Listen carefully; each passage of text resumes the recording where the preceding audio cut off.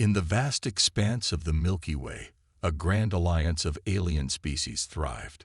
Known as the Galactic Confederation, it boasted of the most advanced civilizations in the known universe. Countless planets, each home to unique and extraordinary beings, were part of this cosmic community. The Confederation took pride in its technological marvels, diplomatic prowess, and the collective wisdom of its member species. At the heart of the Confederation was the Central Council, made up of representatives from the top-tier species.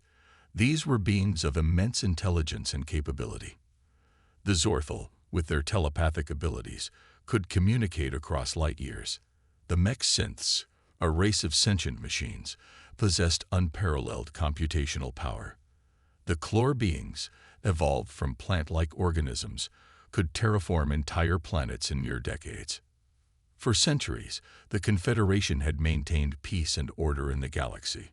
They solved interplanetary disputes, shared scientific knowledge, and worked together to explore the furthest reaches of space.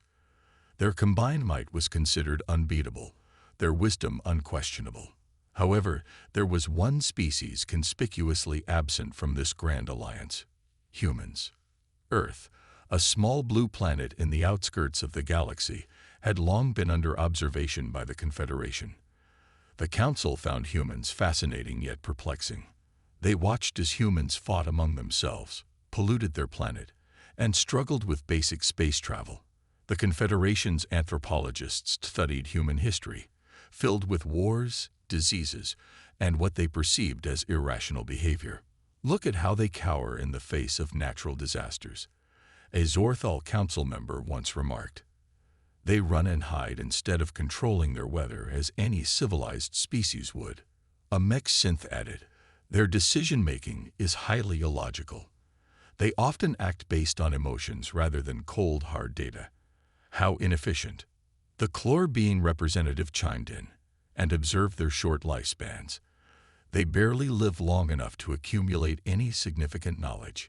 How can such a species contribute to our grand confederation? The Council's conclusion was unanimous. Humans were too primitive, too cowardly, and too unpredictable to join the Galactic Confederation. They decided Earth would remain quarantined, allowed to develop on its own until it reached a level deemed acceptable by Confederation standards. This decision didn't sit well with everyone. Junior scientist Sandlai, a young Zorthal, had been studying humans intensively. He saw something in them that the Council missed. But esteemed Council, Sandlai argued during a session, humans have qualities we might be overlooking. Their adaptability is unparalleled. They survive in the harshest conditions. The Council dismissed his arguments. Adaptability born out of weakness is not a virtue, the head counselor stated firmly. Undeterred, Sandlai continued his research. He marveled at human art, their capacity for abstract thought, and their tenacity in the face of seemingly insurmountable odds. But his reports fell on deaf ears. As years passed, the legend of the cowardly humans spread across the Confederation. They became a subject of ridicule in cosmic comedy shows and a cautionary tale told to young aliens about the perils of emotional decision-making. Little did the Confederation know that their dismissal of humanity would soon be challenged. For beyond the borders of known space, a threat was stirring. A force so terrifying that it would shake the very foundations of the mighty Galactic Confederation.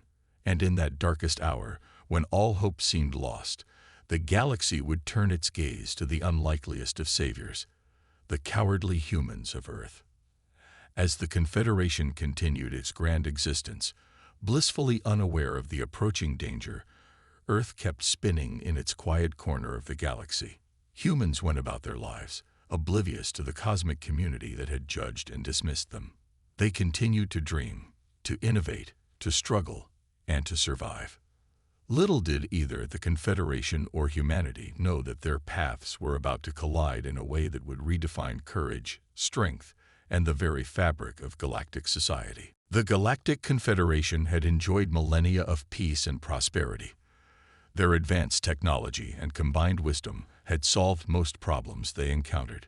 But as the old saying goes, pride comes before a fall. It started as a whisper from the outer reaches of the galaxy. Strange signals, unlike anything ever recorded, began to appear. At first, the Confederation ignored them, dismissing the anomalies as cosmic background noise. San Li, the young Zorthal scientist who had advocated for humans, was among the first to notice something was amiss. He brought his concerns to the Central Council, but they waved him off. "Young one," the head counselor said, "your imagination runs wild. Perhaps you've been studying those humans too much." But San Li couldn't shake the feeling of impending doom. He continued his research in secret, analyzing the strange signals. What he discovered chilled him to the core. The signals were not random. They were a language, a battle cry of sorts. And they were getting closer. As days passed, more signs of trouble emerged. Entire solar systems on the fringes of Confederation space went dark. Communication satellites fell silent. Scout ships sent to investigate never returned. Panic began to spread among the outer worlds. Reports flooded in of massive, shadow-like ships appearing out of nowhere, destroying everything in their path. These invaders seemed to feed on energy itself, leaving dead, lightless husks of planets in their wake. The Confederation finally had to face the truth. They were under attack by an unknown, terrifying enemy. The Central Council convened an emergency session. Representatives from all member species gathered, fear evident in their eyes, voices, and telepathic emissions. "We must strike back," shouted the mech synth leader. "Our combined fleet is the strongest in the galaxy." The Chlor being elder disagreed. "No, we should focus on defense. We can create an impenetrable barrier around our core worlds." Arguments broke out as each species pushed for their preferred strategy. Hours passed, but no consensus was reached. Meanwhile, the shadow ships drew closer. San Li, watching from the sidelines, felt a growing sense of frustration. He knew time was running out, but the mighty Confederation was paralyzed by indecision and fear. Finally, a Zorthal admiral took charge. "Enough debate," he thundered. "We attack now, with everything we have." The Confederation fleet, a majestic armada of ships from all member species, set out to meet the invaders. It was the largest gathering of firepower the galaxy had ever seen. Surely, they thought, no enemy could stand against such might. They were wrong. The battle was short and brutal. The shadow ships seemed to absorb energy weapons, growing stronger with each hit. Physical projectiles passed right through them. The Confederation's most advanced shields crumbled like paper. In less than a day, the pride of the Confederation fleet was reduced to floating debris. The few survivors fled back to the core worlds, bringing tales of horror and defeat. Panic gripped the Confederation. If their best couldn't stop this threat, what hope did they have? The Central Council met again, this time in a somber mood. Gone was the arrogance and certainty of before. Now fear and desperation filled the chamber. "We've lost a quarter of our territory," reported a mech synth analyst. "At the current rate, the enemy will reach our core worlds in less than a month." Silence fell over the council. The unthinkable had happened. The mighty Galactic Confederation, with all its advanced species and technology, faced extinction. It was in this dark moment that San Li stepped forward. All eyes turned to the young scientist as he cleared his throat. "Esteemed council," he said, his voice shaking slightly. "There might be one option we haven't considered." The head counselor sighed. "Speak, young one. At this point, we'll entertain any idea." San Li took a deep breath. "We should ask the humans for help." The chamber erupted in shocked exclamations. Ask the cowardly humans for help. It was absurd, unthinkable. But as the shadow of doom loomed ever closer, the absurd began to look like the only hope left for the galaxy. Little did they know, this decision would change everything. The suggestion to seek help from humans was met with disbelief and scorn in the Confederation Council chamber. But as the threat of the shadow ships loomed larger, desperation began to override pride.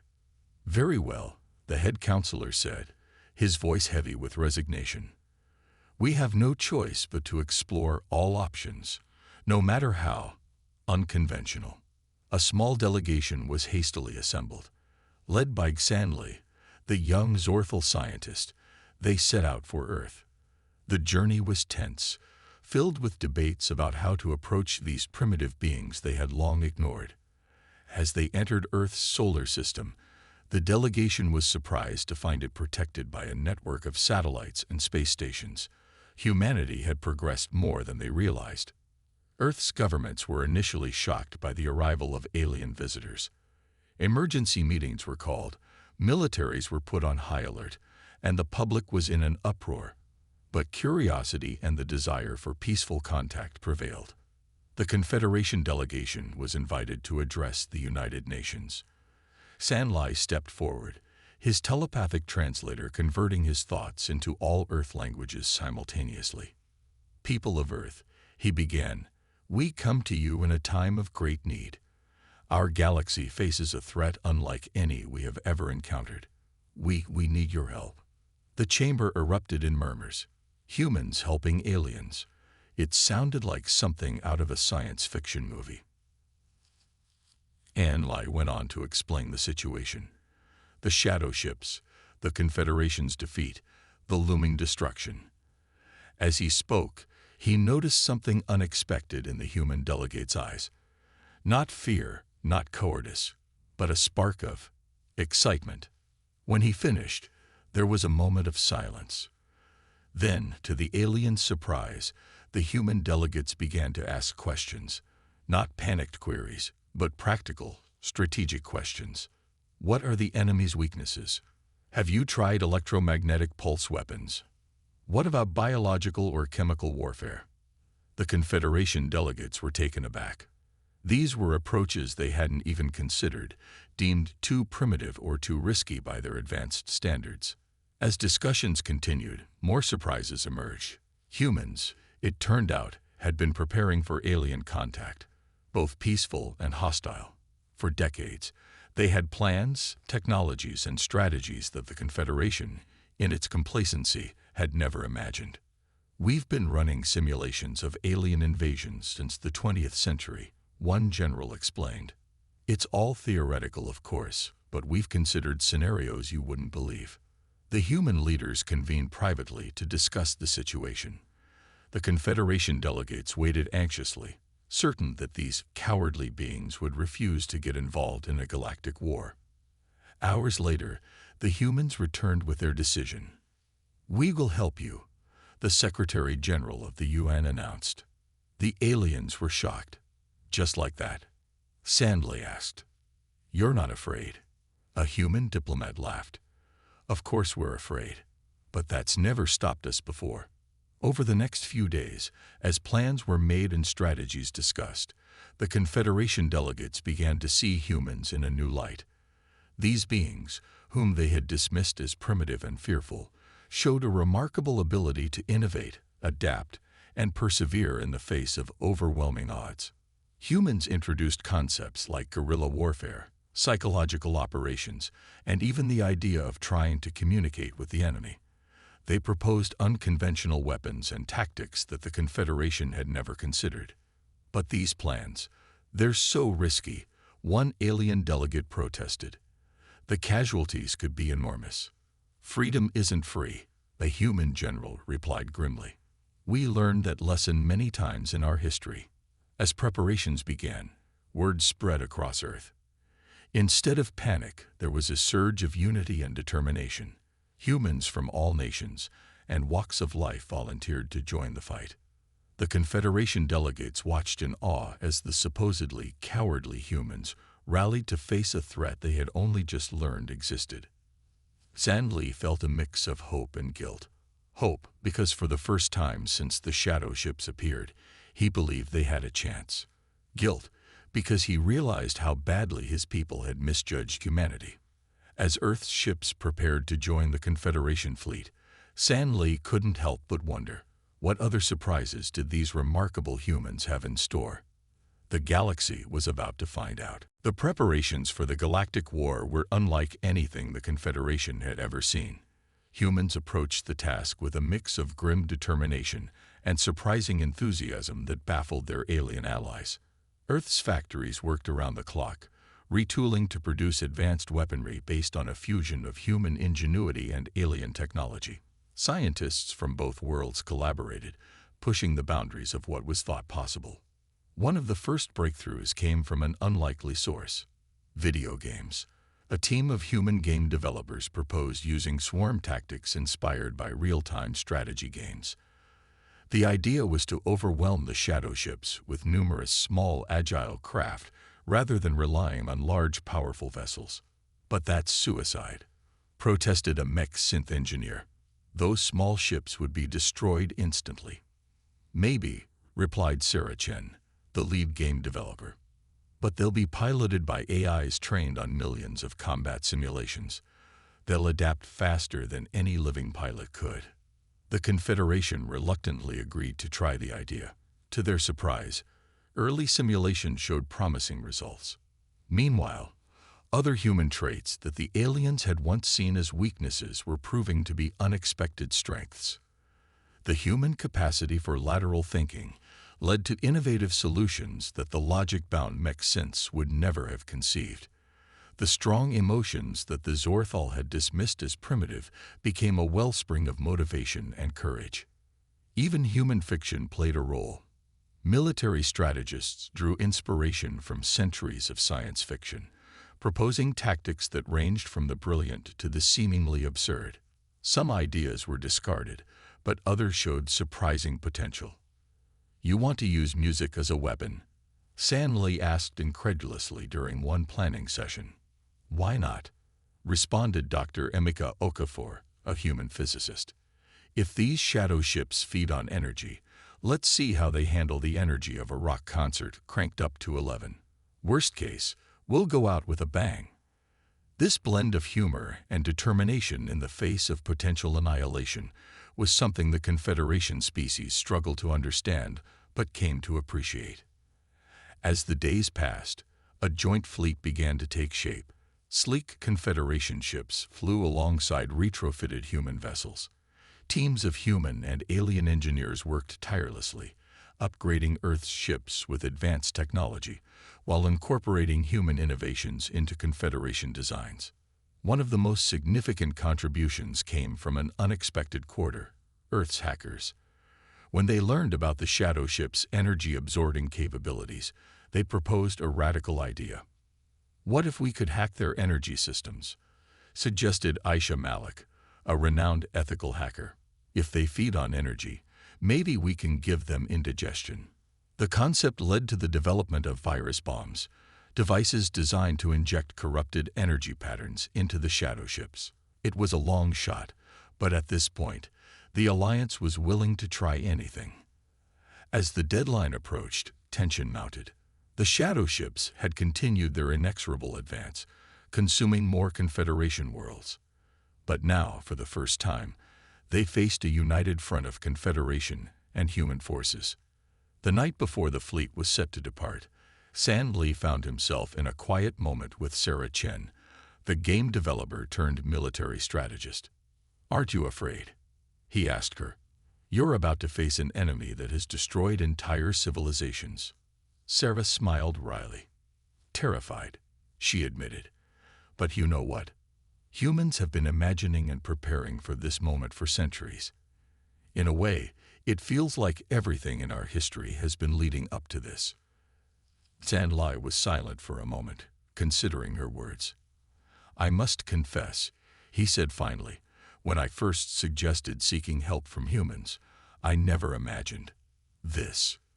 Your people continue to surprise me."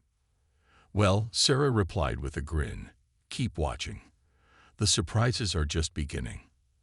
As dawn broke, the combined fleet prepared for departure. Human ships, emblazoned with the flags of Earth's nations alongside the Confederation emblem, took their places in formation. Aboard each vessel, crews of humans and aliens worked side by side, united in their determination to face the threat. As the fleet lifted off, cheers erupted from the crowds watching below. Humanity, long dismissed as cowards by the galactic community, was about to show the universe what they were truly made of. The battle for the galaxy was about to begin, and nothing would ever be the same. The combined fleet of human and Confederation ships dropped out of faster-than-light travel at the edge of a system recently taken by the shadow ships. The sight that greeted them was chilling. Planets reduced to lifeless husks, their energy completely drained. "This is it," Admiral Yuki Tanaka of the Earth Forces said over the comms. "All ships prepare for engagement." The shadow ships, massive and ominous, began to move towards the fleet. Their dark forms seemed to bend light around them, making them hard to focus on. "Remember the plan." Sanley's voice crackled through the speakers. "We need to test all our strategies. We may only get one shot at this." The battle began with a furious exchange of fire. Confederation energy weapons lashed out, only to be absorbed by the shadow ships. But this time, something was different. "Energy virus payloads, deploy now," shouted Dr. Okafor from the science vessel. Small, missile-like devices shot towards the shadow ships. On impact, they released corrupted energy patterns designed by Earth's top hackers. For a moment, nothing seemed to happen. Then, suddenly, one of the shadow ships began to writhe, its form distorting. "It's working," someone cheered. But the victory was short-lived. The shadow ship quickly adapted, stabilizing its form. "All units, initiate swarm attack pattern Alpha." Sarah Chen's voice rang out. Thousands of small, AI-piloted drones formed from the human ships, darting around the lumbering shadow ships in complex patterns. The massive enemies struggled to track the tiny, fast-moving targets. While the drones kept the shadow ships distracted, larger vessels moved into position. "Activating electromagnetic pulse cannons," a mech synth officer reported. Massive pulses of electromagnetic energy burst forth, engulfing the shadow ships. For a brief moment, their forms flickered, becoming partially visible. "Now, conventional weapons, fire at will," Admiral Tanaka ordered. A barrage of missiles and kinetic rounds slammed into the temporarily vulnerable shadow ships. For the first time in the war, the enemy showed signs of damage. But the shadow ships were far from defeated. They quickly recovered, lashing out with tendrils of dark energy that sliced through ships like they were made of paper. "We're losing too many ships," a Zorthal captain cried out. "We should retreat." "No," came a chorus of human voices. "We hold the line." In the heat of the battle, something unexpected happened. A group of human ships broke formation, flying directly towards the largest shadow ship. "What are they doing?" Sanley asked, bewildered. "Showing you why humans are known for being crazy," Sarah Chen replied with a grim smile. The ships, laden with experimental antimatter warheads, plunged into the heart of the shadow ship.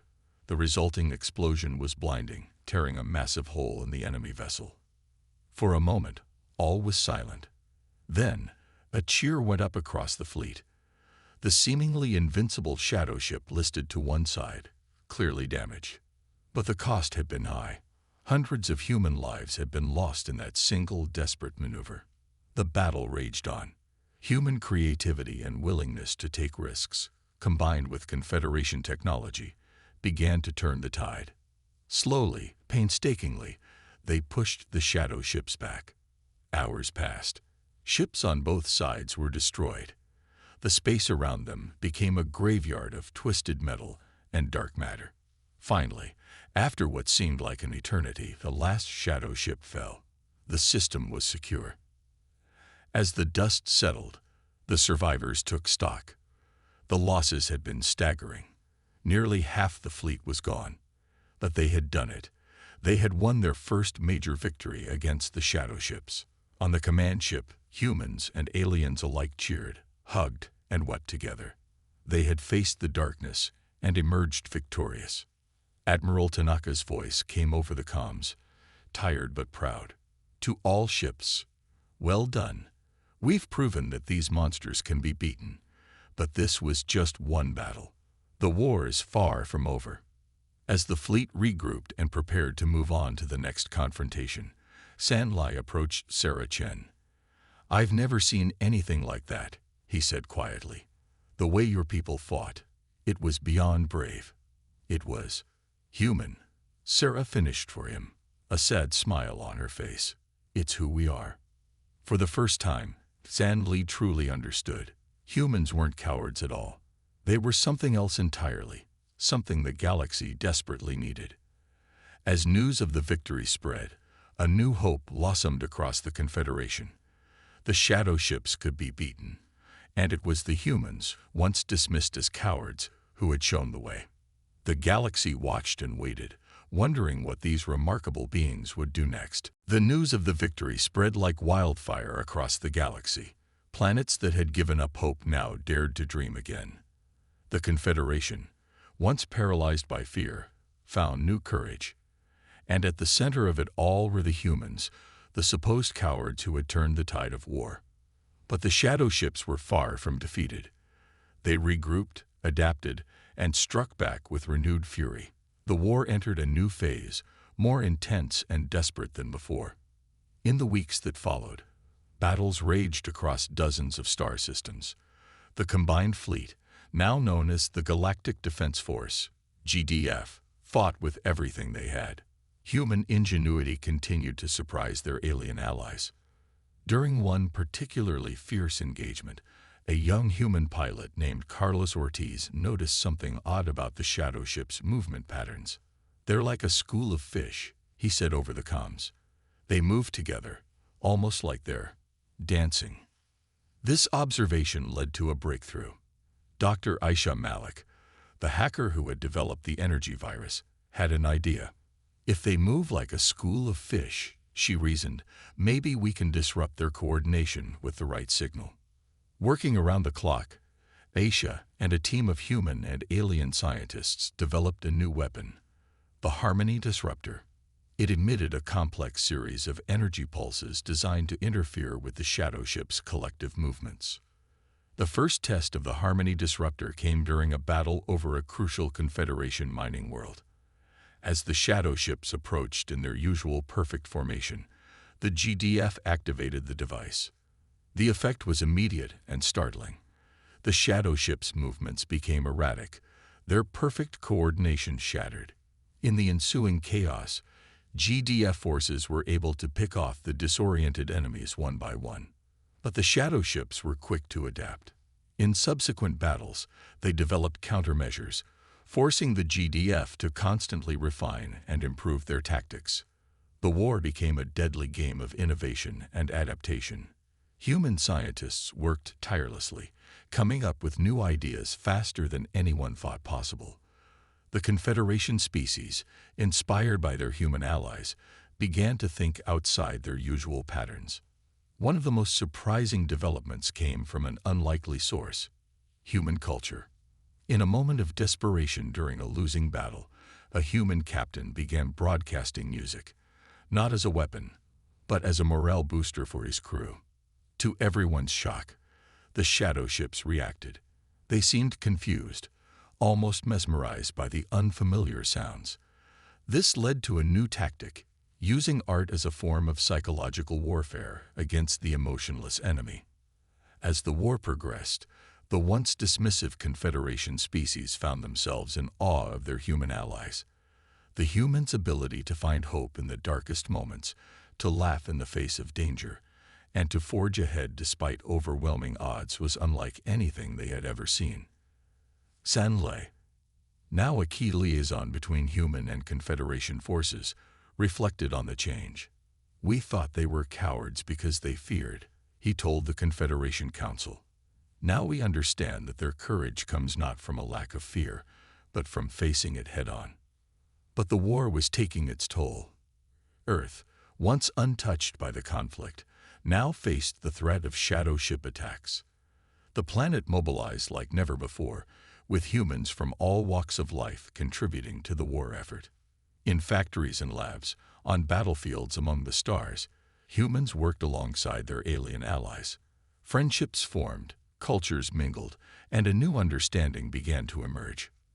The Galactic Confederation, once a collection of separate species, was becoming something more, a true community, united by the struggle for survival and inspired by the indomitable spirit of humanity.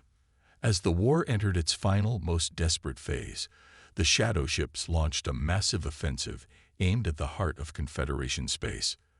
The GDF scrambled to meet this threat, knowing that the fate of the galaxy hung in the balance. Admiral Tanaka addressed the fleet before the battle. "We've come a long way," she said, her voice steady despite the weight of command. "Human and alien, we're in this together now. Whatever happens next, know that we've already proven something important, that courage knows no species, and that unity is our greatest strength." As the GDF ships moved into position, facing an enemy armada that darkened the stars, a sense of grim determination settled over the fleet. This would be the decisive battle, the moment that would determine the fate of all sentient life in the galaxy. The humans, once dismissed as cowards, now stood at the forefront of the galaxy's defense. Whatever the outcome, they had already changed the course of galactic history forever. The final battle was about to begin. The final battle began with a silence that seemed to stretch across the cosmos. The combined fleet of the Galactic Defense Force faced the largest gathering of shadow ships ever seen. The fate of countless worlds hung in the balance. Admiral Yuki Tanaka's voice crackled over the comms. "All ships, engage as planned. Remember your training. Remember why we fight. For our homes, for our future, for all life in the galaxy." With that, the silence shattered. The void of space erupted into a dazzling display of energy weapons, missiles, and the ethereal movements of the shadow ships. It was chaos on a cosmic scale. The battle raged for hours, then days. Ships on both sides fell, their debris creating a haunting graveyard among the stars. But the GDF fought on, employing every trick and tactic they had learned throughout the war. Human innovation continued to shine. A team led by Dr. Emeka Okafor had developed a new type of shield that could partially deflect the shadow ship's energy-draining attacks. It wasn't perfect, but it gave GDF ships precious extra minutes in combat. Meanwhile, the swarms of AI-controlled drones, first proposed by game developer Sarah Chen, darted between the massive ships, their unpredictable movements confusing the enemy's targeting systems. But the shadow ships were relentless. For every one they destroyed, it seemed two more took its place. The GDF fleet was being pushed back, their lines beginning to crumble. In a desperate move, San Lee proposed a risky plan. "We need to find their command ship," he said. "These shadow ships must have a central intelligence controlling them." Carlos Ortiz, the pilot who had first noticed the shadow ship's movement patterns, volunteered to lead a small team to search for the command ship. It was a mission that many considered suicidal, but Carlos just grinned. "Hey, if we don't try, we're all dead anyway, right?" As the main battle raged on, Carlos and his team slipped behind enemy lines. They searched frantically, analyzing energy patterns, looking for anything unusual. Just when it seemed hopeless, they found it. A shadow ship larger than the others, pulsing with a strange, dark energy. "This is it," Carlos radioed back. "We found their heart." But destroying it wouldn't be easy. The command ship was heavily guarded, and the team's ships were too small to carry weapons powerful enough to damage it. It was Aisha Malik, monitoring the situation from a science vessel, who came up with a solution. "The Harmony disruptor," she said. "If we can plant it directly on the command ship, we might be able to disrupt the entire shadow ship fleet." The plan was set. Carlos and his team would need to fly directly into the command ship, sacrificing themselves to plant the device. It was a one-way mission. As they prepared to make their final run, Admiral Tanaka's voice came over the comms. "Ortiz, Malik has a message for you. She says, rickroll those bastards." Carlos laughed, understanding immediately. As his ship accelerated towards the command ship, he opened all channels and began broadcasting at full power. The sounds of Rick Astley's never gonna give you up, echoed across space, confusing and disorienting the shadow ships. In that moment of chaos, Carlos and his team struck. They plunged into the heart of the command ship, the Harmony disruptor activating on impact. For a moment, nothing seemed to happen. Then, like a wave spreading across the battlefield, the shadow ships began to falter. Their perfect coordination collapsed. Their movements became erratic. The GDF seized the opportunity, pressing their attack with everything they had. One by one, the shadow ships fell, no longer the invincible force they once seemed. As the last shadow ship flickered and faded from existence, a cheer went up across the GDF fleet. They had done it. Against all odds, they had won. In the aftermath of the battle, as the surviving ships regrouped, the true cost of victory became clear. Countless lives had been lost, entire worlds destroyed. The galaxy would bear the scars of this war for generations to come. But amidst the sorrow, there was hope. Humans and aliens worked side by side to begin the long process of rebuilding. The barriers that had once separated species began to crumble, replaced by a new sense of unity and shared purpose. In a ceremony held on Earth, now recognized as a full member of the Galactic Confederation, Admiral Tanaka spoke to representatives from across the galaxy. "We came together in our darkest hour," she said, her voice strong despite the weariness in her eyes. "We fought not just for survival, but for the right of all sentient beings to live free from fear. Let us carry that spirit forward as we rebuild our worlds and forge a new future together." As the ceremony concluded, San Lai approached Sarah Chen. "I must confess," he said, "when I first suggested seeking help from humans, I never imagined it would end like this." Sarah smiled. "That's the thing about us humans," she replied. "We're full of surprises." And as the sun set on a galaxy forever changed, the word human took on a new meaning across the cosmos. No longer dismissed as cowards, humans were now synonymous with courage, innovation, and an unbreakable spirit. The galaxy had learned an important lesson. True strength comes not from the absence of fear, but from the courage to face it head-on.